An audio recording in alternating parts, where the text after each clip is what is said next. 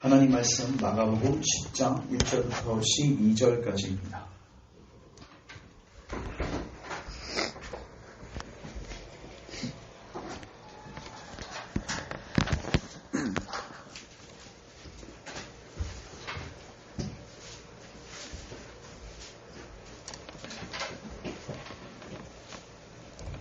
하나님 말씀 마가복음 10장 1절부터 12절까지입니다. 우리 교독하겠습니다. 예수께서 거기서 떠나 유대의 지경과 요단강 건너편으로 가시니 우리가 다시 모여들거늘 예수께서 다시 전례대로 가르치시더니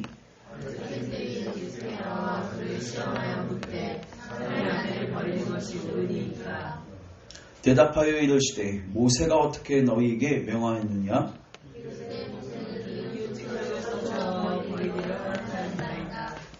예수께서 그들에게 이르시되 너희 마음이 완악함으로 말미암아 이 명령을 기록하였거니와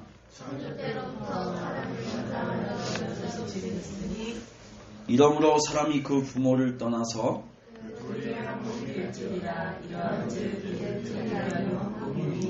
그러므로 하나님이 짝지어 주신 것을 사람이 나누지 못할지니라 하시더라. 이르시되 누구든지 그 아내를 버리고 다른 데에 장가드는 자는 본처에게 간음을 행하며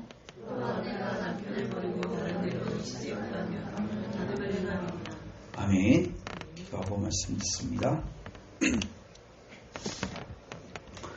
주님, 오늘도 주께서 제정하신 이 귀한 시간이 주의 은혜가 우리 가운데 베풀어지는, 또 주의 행하신 일들이 드러나는, 또 우리 가운데 귀한 결단의 역사들이 일어나는 시간 되기 원합니다. 주의 영을 부어주셔서 이 말씀 한 구절 한 구절 깊이 깨닫게 하시고 적용되게 하시고 우리의 마음까지 변화되어지는 귀한 시간 되게 하소서. 부족한 점을 십자가 뒤에 감춰주시고 오직 하나님의 말씀만을 주의 뜻 본의대로 선명하게 드러내게 하옵소서. 예수님의 이름으로 기도합니다. 아멘. 오늘은 마가복음 10장 1절부터 12절 말씀 가지고 따라하겠습니다. 둘이 한 몸이 될지니라. 둘이 한 몸이 될지니라. 이 제목 가지고 주의 말씀 증거하도록 하겠습니다. 오늘 본문은 예수님께서 다시 유대 지경으로 가실 때 일어났던 일을 다루고 있습니다. 10장 1절을 잠깐 보시면 예수께서 거기서 떠나 유대의 지경과 요단강 건너편으로 가시니, 자, 이제 유대의 지경으로 예수님께 가셨는데 유대의 지경에 누가 있어요? 유대인들이 많이 살고 있겠죠, 당연히. 그래서 특별히 바리새인들이 예수님께 나오게 됩니다. 자, 2절 바리새인들이 예수께 나와요. 그를 시험하여 묻되 사람이 아내를 버리는 것이 옳으니까. 질문을 하죠. 뭐라고 질문해요? 사람이 아내를 버리는 것이 옳습니까? 자, 근데 목적이 있는데 궁금해서 물어보는 게 아니라 시험하요. 그러니까 지금 예수님께 함정을 파기 위해서 이 질문을 한 거예요. 이 말은 뭐냐면 예수님께서 yes라고 대답을 하시든 no라고 대답을 하시든 함정이 걸리게 돼 있어요, 이 질문이. 자, 그러면은 만약에 예수님께서 야, 사람이 아내를 버릴 수 있다 이렇게 말씀하시면 뭐가 잘못된 거죠? 예수님께서 산상수훈에서 뭐라고 말씀하셨습니까? 이혼에 대한 명령을 하셨는데, 자, 요거 마태복음 5장 한번 보세요. 31절.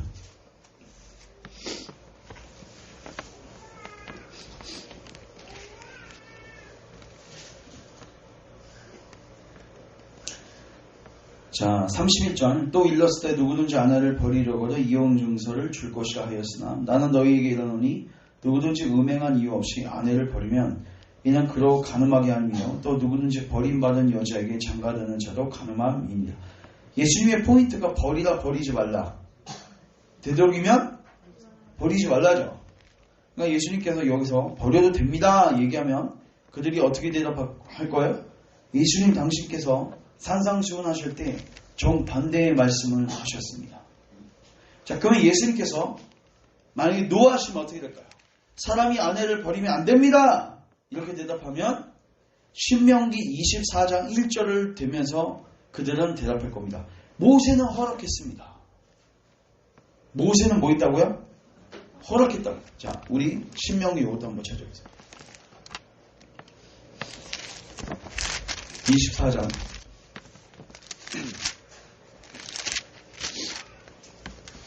1절 보시면 같이 한번 읽겠습니다. 시작. 사람이 아내를 맞이하여 데려온 후에 그에게 수치되는 일이 있음을 발견하고 그를 기뻐하지 아니하면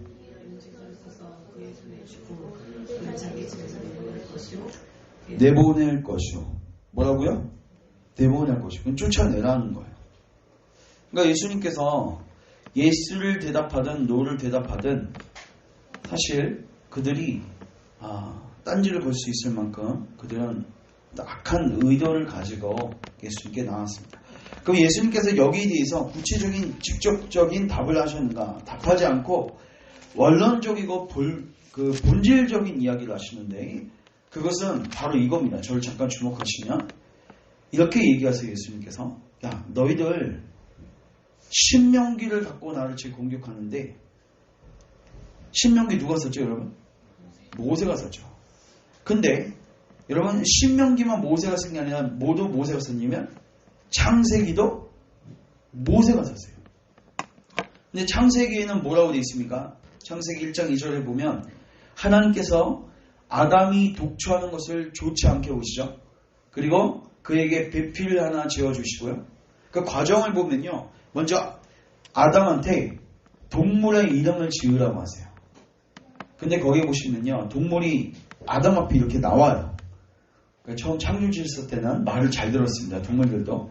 이렇게 나와서 대기하고 있다가 이름을 딱 지음받고 이제 나가게 되는데 올 때마다 암수쌍이 오는 거예요. 암수쌍이 이렇게 오는 거예요. 자기 사자, 기린, 코끼리 다 암수쌍이 옵니다. 자, 아담이 다 짓고 난 다음에 무슨 생각을 했을까요? 이상하다. 나는 왜 혼자냐? 그리고 하나님께서 분명히 뭐라고 명령하셨냐면 생육하고 번성하라. 땅에 충만하라. 이 명령을요. 동물들에게 한번 하시고요. 그 다음에 인간에게 하십니다. 그럼 그들은 암수쌍이 있으니까 그 명령을 지킬 수 있는데 아담 혼자예요.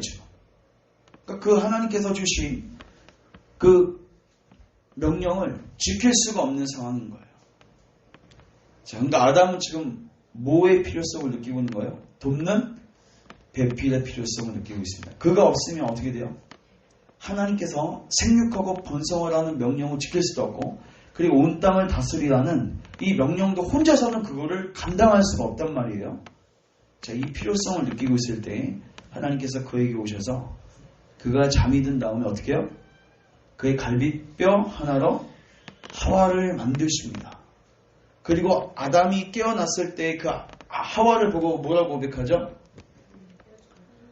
따라하겠어요. 너는 내 뼈 중에 뼈요. 살 중에 살이다. 이런 부부끼리 이거 고백하셔야 되는 고백입니다. 집에 가서 해보십시오.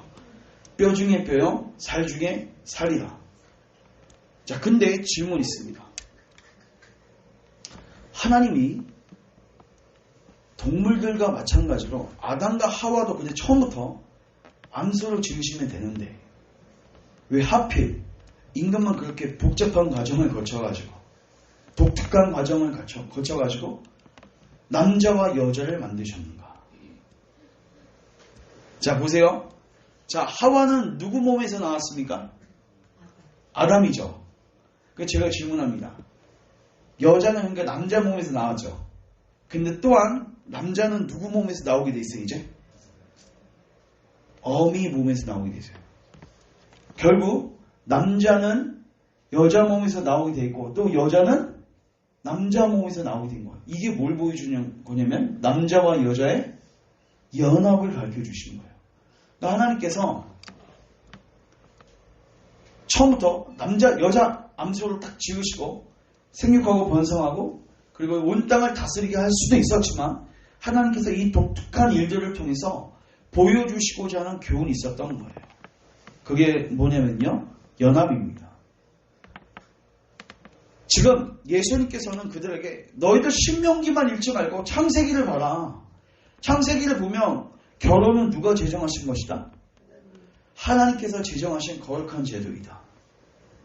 결혼은 중간에 임시 방편으로 주어진 게 아닙니다. 결혼은 하나님께서 창조하실 때부터 만드신 제도예요. 그리고 인간이 타락하기 전까지는 뭐도 없었어요? 이혼이란 제도도 없었어요. 인간이 타락하니까 관계에 문제가 생겨서 찢어짐이 발생하게 된 거지.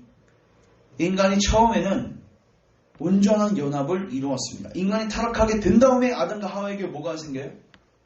서로 핑계대고 서로 책임을 회피하고 서로 다스리려고 하는 죄악된 모습들이 드러나게 됩니다. 창세기 3장에 나와 있어요. 자, 그래서 우리가 먼저 기억해야 할 것은 따라하겠습니다. 결혼은 하나님이 제정하신 거룩한 제도입니다. 그래서 하나님께서 특별한 음행의 연고 없이는 절대로 그 사람을 버리지 못하게 하셨습니다. 자, 우리 요거는 한번 창세기 2장 한번 가보세요. 지금 제가 다 설명했지만 여러분들에게 다시 한번 말씀 읽으면서 확인하겠습니다.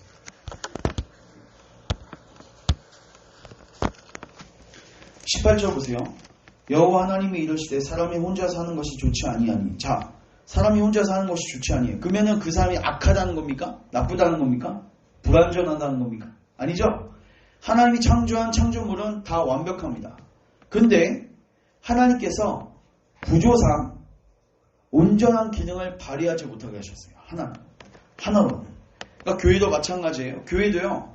여러 지체들이 있는데 한 명으로서는 교회를 이루지 못하게 하셨어요.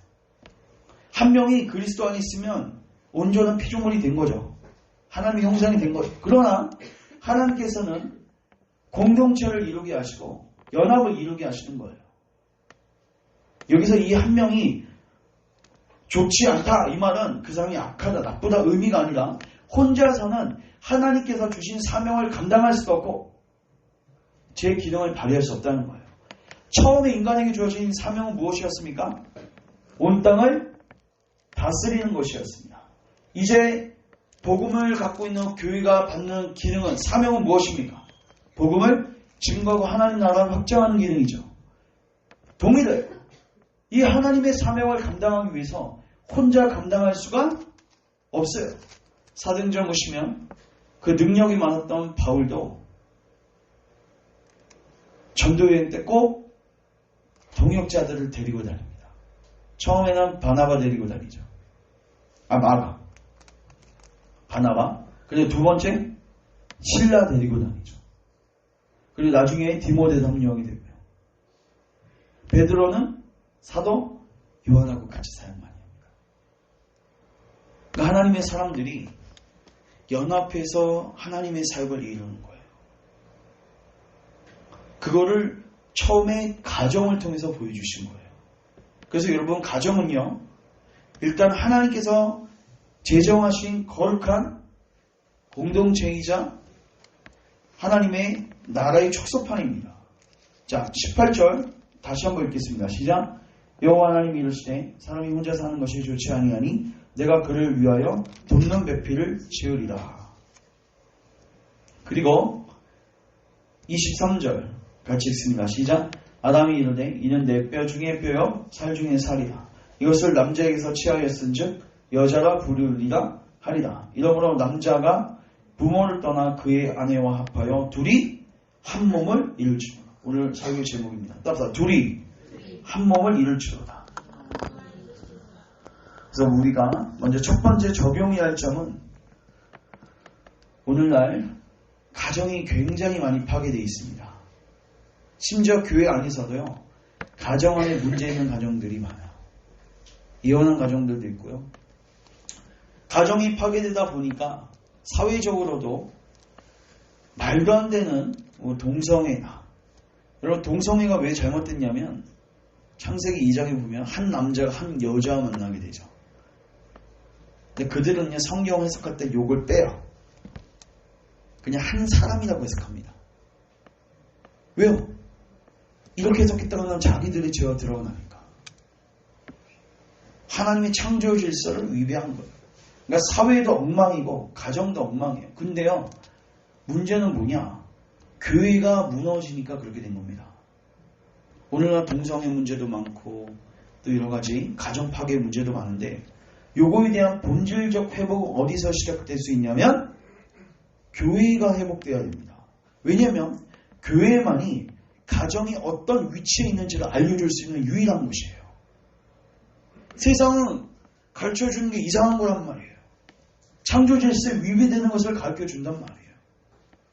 그러니까 교회가 하나님 말씀을 잘 담지해서 바르게 가르치고 가정의 회복을 위해서 힘쓸 때 가정이 회복되고 사회가 회복될 수 있는 것입니다.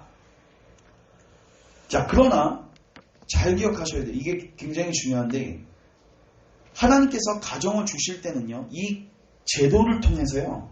궁극적으로는 하나님과 우리와의 관계를 배우게 하셨어요. 이거 제가 늘 말씀을 드렸습니다. 제가 저번에 10계명, 5계명 강의할 때도 여러분 부모가 무엇을 해야 하는 존재이죠?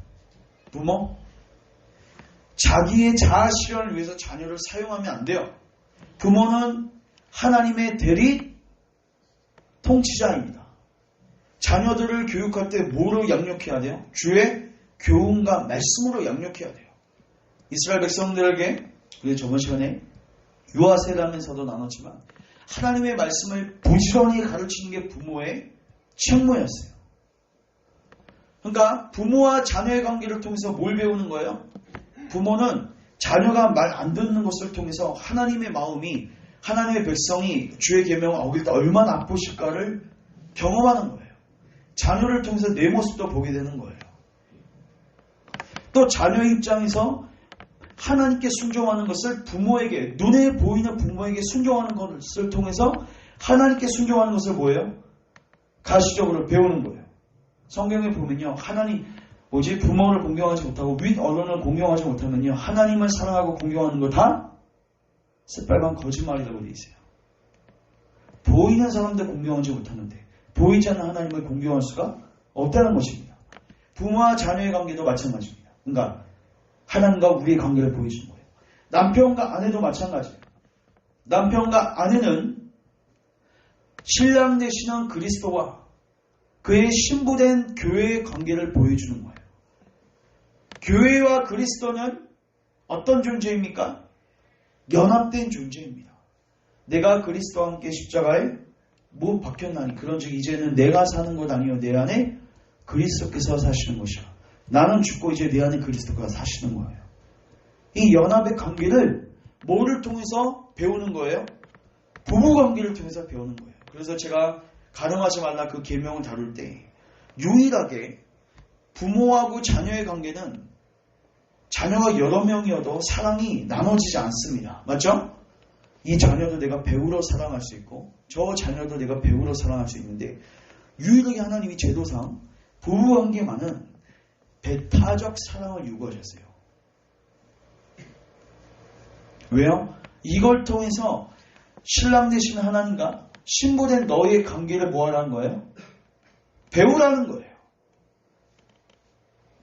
남편은 아내를 사랑하면서 또 아내는 남편의 사랑을 받고 또 남편을 공경하면서 뭘 배우는 겁니까? 하나님이 우리를 얼마나 사랑하시는 것을 배우는 거고 또 우리가 하나님을 어떻게 공경해야 하는지를 보이는 남편에게 공경하면서 배우는 거예요. 그러니까 여러분 하나님을 공경하고 하나님을 사랑하는데 가정생활이 엉망이고 부부관계가 엉망이야. 그런 분들 많이 보셨을 겁니다. 교회사는 굉장히 열심히 하시는데 가정을 돌보자. 뭔가 모순이 있는 겁니다. 하나님과의 관계가 바르게 돼 있으면요, 반드시 이 관계가 지워질 수밖에 없어요. 연결되어 있어요. 이것뿐만 아닙니다. 에베소서 5장에 보시면요, 종과 상전의 관계, 우리가 이 땅 가운데서 자주 경험하게 되는 관계 세 개가 뭐죠? 부모와 자녀의 관계, 맞죠? 첫 번째. 두 번째는 남편과 아내의 관계. 세 번째가 직장에서 상사와 부하 관계, 상전과 종의 관계. 이것 또한 하나님께서 왜 두셨는지 아세요? 너희는 하나님의 누구다? 종이다. 그래서 너희들이 종으로서 세상에서 상전을 섬길 때 어떻게 돼 있습니까? 죽게 하듯 하라. 이렇게 돼 있어요. 따라서 죽게 하듯 하라. 눈속임 하지 말고, 그 사장님이 계실 때만 열심히 하지 말고, 그 사장님이 없더라도 열심히 하라는 거예요.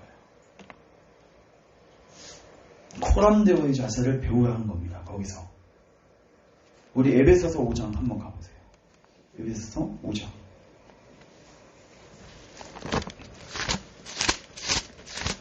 여러분들이 이 땅 가운데서 맺게 되는 모든 관계들은 하나님께서 여러분들과 관계 맺는 그거에 대한 교육 장소입니다. 에베소서 5장 몇 절 가시냐면요, 22절. 자, 제목 뭐라고 되어 있어요? 아내와 남편. 자, 그 다음에 6장 1절 보세요. 제목 뭐라고 되어 있어요? 자녀와 부모. 그 다음에 5절 시작. 종과 상전. 자, 그러면 잠깐만 볼게요. 22절. 아내들이여 자기 남편에게 뭐하라? 복종하기를. 누구에게 하듯 하라? 죽게 하듯 하라. 그러니까 남편에게 복종하면서 뭘 배우는 거예요? 죽게 복종하는 것을 연습하는 거예요.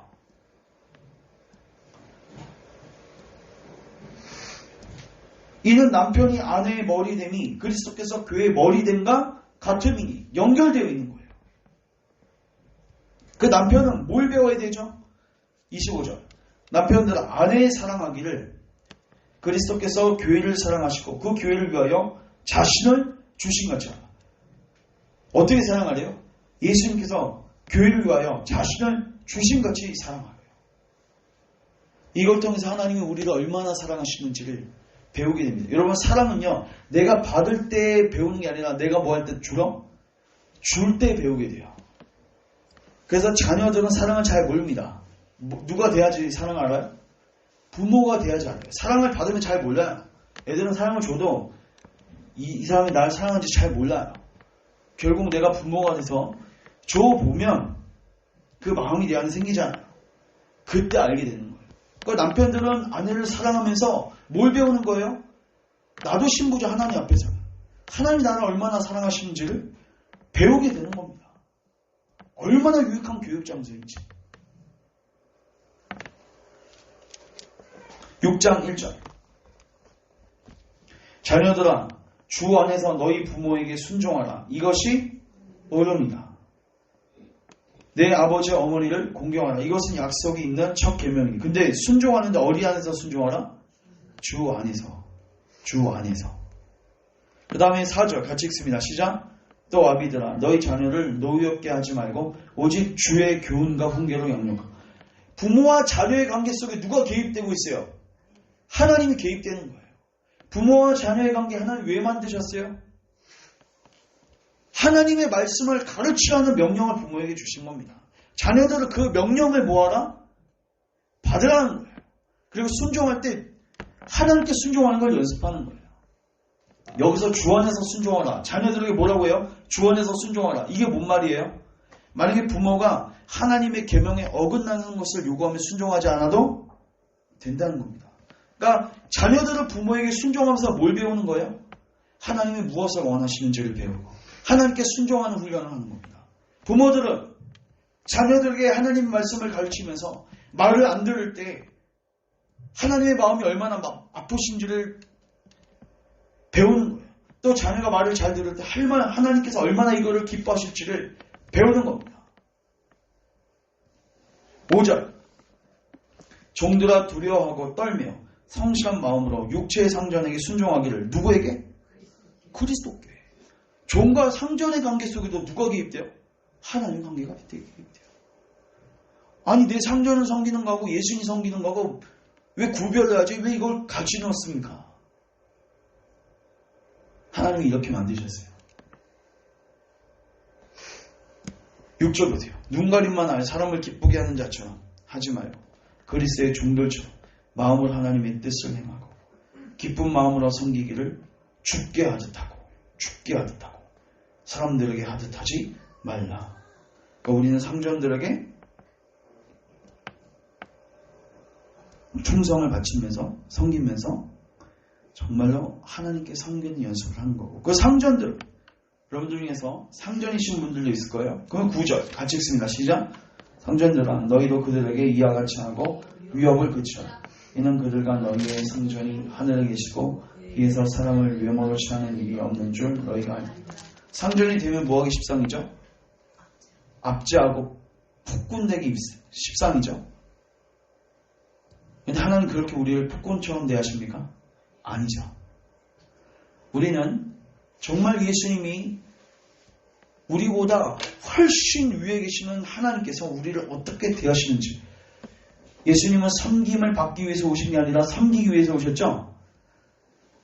이것을 우리가 상전으로서 밑에 있는 종들을 섬기면서 배우는 거예요. 주님의 마음을 배우는 겁니다. 저는 그렇게 생각합니다. 여러분들이 상전이십니까?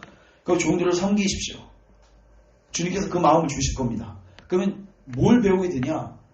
상전이신 하나님이 종인 우리들을 얼마나 소중하게 여기시는지를 마음을 통해서 배우게 되는 겁니다. 여러분, 다 뭐예요? 세 가지가. 관계입니다. 여러분, 인간의 삶 본질이 뭐예요? 관계예요. 여러분, 그 다음에 이거 다 얘기한 다음에 뒤에 뭐가 나오는지 아세요? 10절에 전신갑주를 입으라고 되어 있어요. 이게 뭘까요? 영적 전쟁 잘 하라는 거예요. 이건 뭐냐면 영적 전쟁은 어디서 일어난다는 거예요? 관계 속에서 다 일어나는 거예요. 부모와 자녀 관계 속에서, 남편과 아내의 관계 속에서, 직장에서 상사와 부하 관계 속에서. 혼자 있을 때는 잘 일어나지 않아요. 꼭 관계 속에서 영적 전쟁이 일어나는 겁니다. 그래서 우리가 이걸 기억할 필요가 있어요. 하나님께서 주신 가정제도는 하나님과의 관계를 배우라고 주신 좋은 교육의 장소예요. 그래서 이걸 통해서 궁극적으로는 누구에게 초점을 맞춰야 돼요? 하나님께 맞춰야 돼요. 근데 오늘 안타깝게도 이렇게 적용하시는 분이 계세요. 그렇지, 하나님께서 가정을 사랑하라고 하셨지, 가정을 돌보라고 하셨지. 근데 가정만 생각해. 이걸 통해서 하나님께 하는 것을 배우지 못해요. 여러분, 대표적인 사람이 누군지 아세요? 제가 이미 다뤘지만 엘리 제사장이었습니다. 제가 찾지는 않겠습니다. 시간 관계상. 엘리 제사장이요, 사무엘상 2장에 보면요, 제가 구절은 얘기를 해드릴게요. 나중에 한번 찾아보십시오. 사무엘상 2장 29절을 보면요, 이렇게 돼 있어요. 엘리 제사장은 자식들을 하나님보다 더 소중히 여겼다. 소중히 여기는 것은 중요하지만 하나님보다 더 소중히 여기는 것은 줘야 되는 것이다. 보세요. 부모와 자녀 관계를 통해서 뭘 배워야 돼요? 이건 그림자이고 실체인 하나님과 우리의 관계를 배워야 되는데 이건 배우지 않고 그림자에만 머물고 있는 거예요.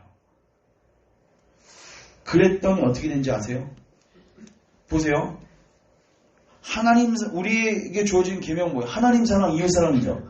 근데 우리가 하나님 사랑은 배제한 채로 이웃 사랑만 하면 어떻게 되는지 아세요? 하나님 사랑 끊어지고요, 이웃 사랑도 끊어져요.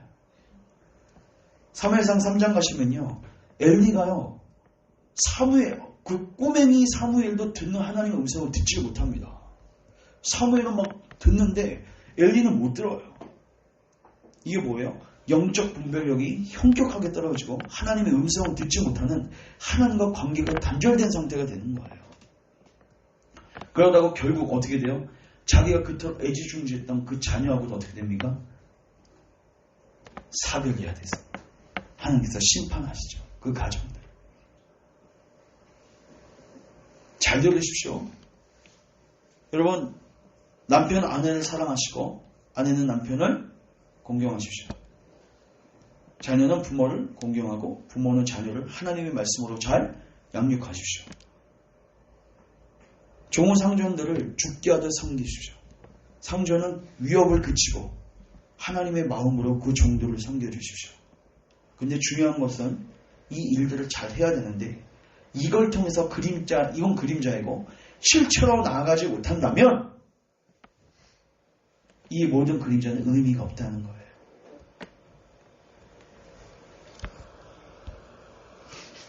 그래서 여러분들이 기억해야 할 것은 여러분들의 가정이 회복되고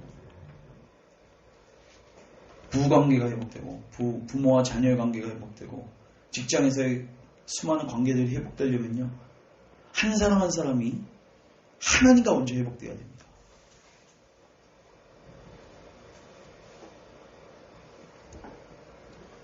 자, 우리 하나만 더 찾고 이제 정리합니다. 고린도전서 7장 가보세요.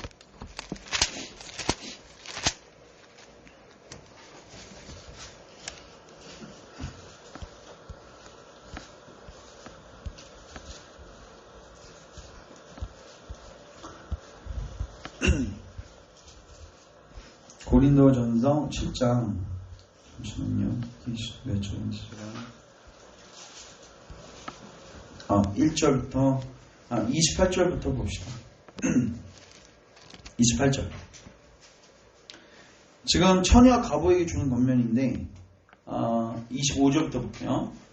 처녀에 대하여는 내가 주께 받은 계명이 없을 때 주의 자비하심을 받아서 평성스러운 자가 된 내가 의견을 말한다.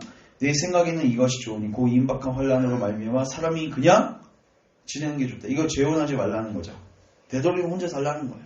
과부들에게. 그리고 처녀들은 그냥 혼자 살 수 있으면 혼자 살아라. 근데 뭐 이게 결혼이 잘못했다는 게 아닙니다. 결혼 누가 만드신 제도예요? 하나님 만든 굉장히 소중한 제도입니다. 근데 바울이 이렇게 혼자 보내는 게 좋다고 얘기한 이유가 있습니다.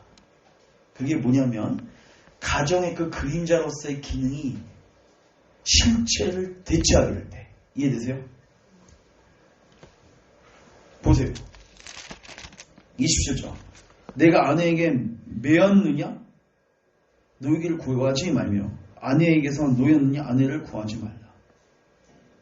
쭉 내려가셔서 어디를 보시냐면 32절. 너희가 염려 없기를 원하는 거야. 장가가지 않는 자는 뭐를 염려하죠?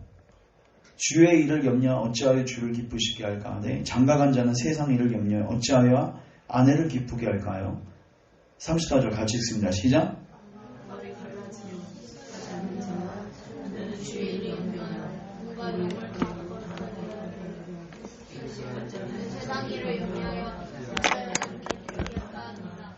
자, 여기 보시면요 이런 표현이 있어요. 마음이 뭐 되어졌다? 갈라진다. 그리고 뭐를 염려한다? 세상 일을 염려한다. 그 세상 일을 염려하는 게 뭐냐면요. 이런 거예요. 33절 잘 보세요. 장가간 자는 세상 일을 염려하여 어찌하여 아내를 기쁘게 할까. 다른 사람을 기쁘게 한다는 게 죄는 아닙니다. 맞죠? 유익합니다. 좋습니다. 근데 중요한 건 이게 도를 지나쳐서 하나님보다 우위에 있게 되면 이거는 문제가 되는 겁니다.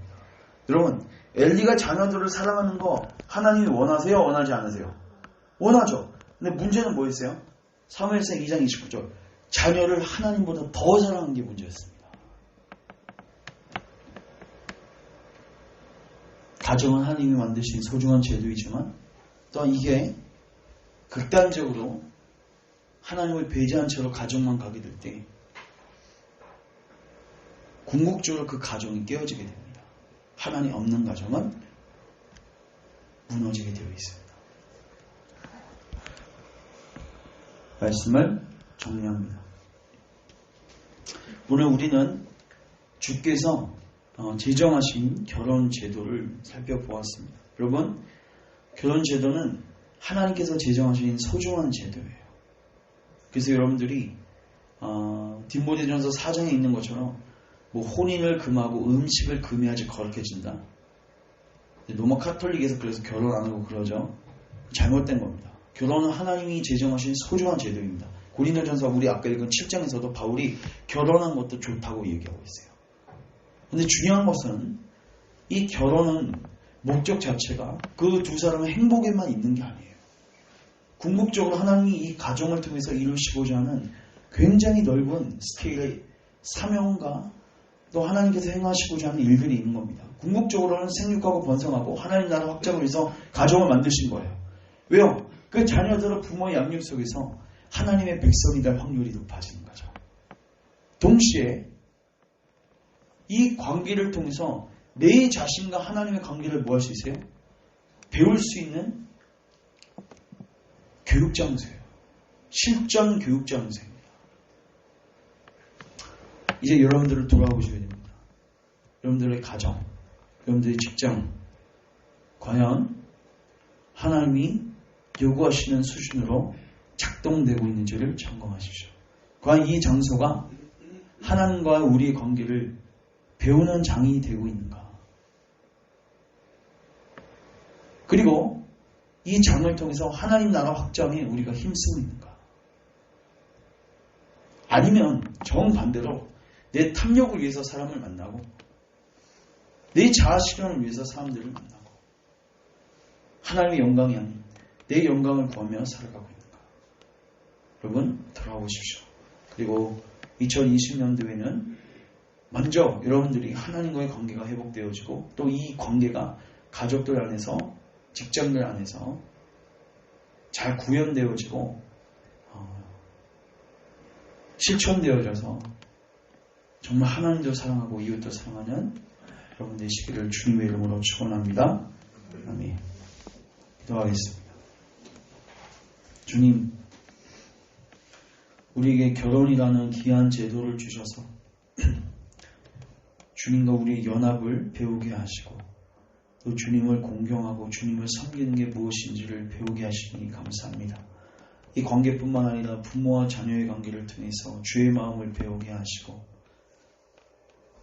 또 종과 상전의 관계를 통해서 정말 우리가 하나님의 종인 자리에 있는 것을 체험적으로 경험하게 하시니 감사합니다.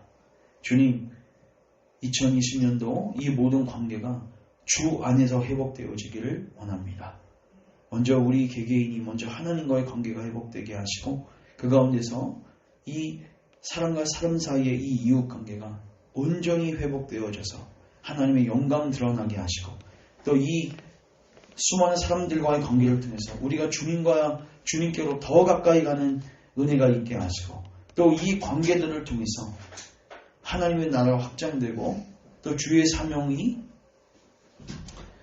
우리 가운데서 이루어지는 귀한 장이 될 수 있도록 주님 우리에게 은혜를 베풀어 주옵소서. 예수님의 이름으로 기도합니다. 아멘.